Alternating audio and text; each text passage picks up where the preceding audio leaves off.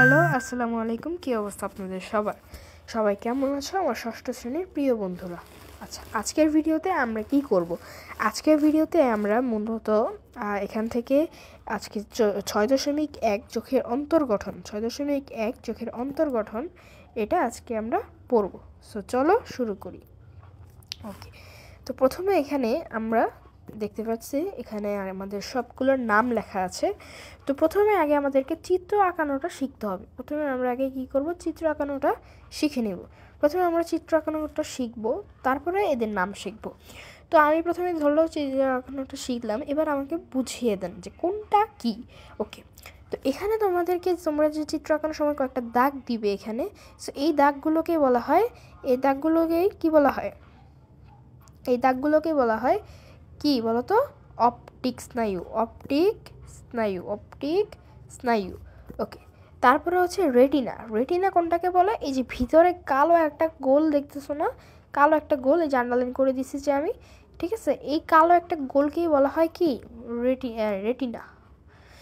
তারপরে হচ্ছে তোমাদের স্ক্লেরা বলতে কোনটাকে বোঝানো হয়? স্ক্লেরা হচ্ছে ভিতরে যেই ডট ডট ডট ডট দেওয়া, এগুলোকেই স্ক্লেরা বলে। আসলে দেখো, এরকম দুইটা লাইন, ঠিক আছে? এরকম দুইটা লাইন, এটার মাঝখানে কিছু ডট ডট ডট দেওয়া আছে। একটু খেয়াল করে দেখো তোমাদের বইয়ে যে এরকম ডট ডট ডট ডট দেওয়া আছে। সো ওই ডট ডট ডট ডটগুলোকেই আর কি মূলত স্ক্লেরা বলা হয়। ওকে, এই ডট ডটগুলোকেই স্ক্লেরা বলা হয়। আমি আগে এটাকে একটু পরিষ্কার করে দিই, তারপরে আমি এখানে লিখে দিচ্ছি। এটাকেই আসলে বলা হয় স্ক্লেরা। তারপরে আসি আইরিশ কোনটা? আইরিশ হচ্ছে এই যে দেখো একটা এরকম কি যেন একটা আছে, ঠিক আছে? এরকম কি যেন একটা আছে। ওকে, ওইটার নাম হচ্ছে লেন্স। এটার নাম হচ্ছে লেন্স। ওকে, আমি এখানে লেখার চেষ্টা করছি, তবে হচ্ছে না। তারপর যা হয়েছে লেন্স। ওকে, এটার নাম হচ্ছে লেন্স। ওকে, আমি এটা আঁকিয়ে রাখি, এটা দিয়ে আমি 3টা জিনিস বোঝাবো। ওকে, এটার নাম হচ্ছে লেন্স। তারপরে আমাদের আসবে আইরিশ, ঠিক আছে? আমি লেন্সটার উপরে একটু হাইলাইট করে দিই, কারণ এটা আমরা পড়ে ফেলছি। ওকে, এবার আসি আমাদের আইরিশ হচ্ছে এটার উপরে দেখো একটা কি যেন একটা আঁকানো আছে, ঠিক আছে? এটার নামই হচ্ছে আইরিশ। এরকম কিছু একটা আঁকানো আছে, আর এটার নামই কি? আইরিশ। এটার নাম বুঝতে পারছো কোনটা? এই যে আমি মার্ক করে দিচ্ছি এই জায়গাটাকেই আর কি, ওই যে গোলটার উপরেই, মানে লম্বি যে গোল, ওইটার উপরেই যে জিনিসটা আছে ওইটার নামই বলা হয় আইরিশ। তারপর আসি কর্নিয়া। এবার কর্নিয়াতে আমাদের কি বলা হবে? এই যে দেখো তোমরা, স্ক্লেরা আর কর্নিয়া কিন্তু অনেকটাই কাছাকাছি। কেননা তুমি দেখো স্ক্লেরাতে কিন্তু আমাদের এখানে এই যে রাউন্ডের উপরে অনেক ডট ডট ডট ডট দেওয়া আছে, আর এখানে কিন্তু কোনো ডট ডট নেই। দেখছো কর্নিয়ার দাগটা বরাবর যদি আমি যাই, দেখো এখানে কোনো ডট ডট নেই।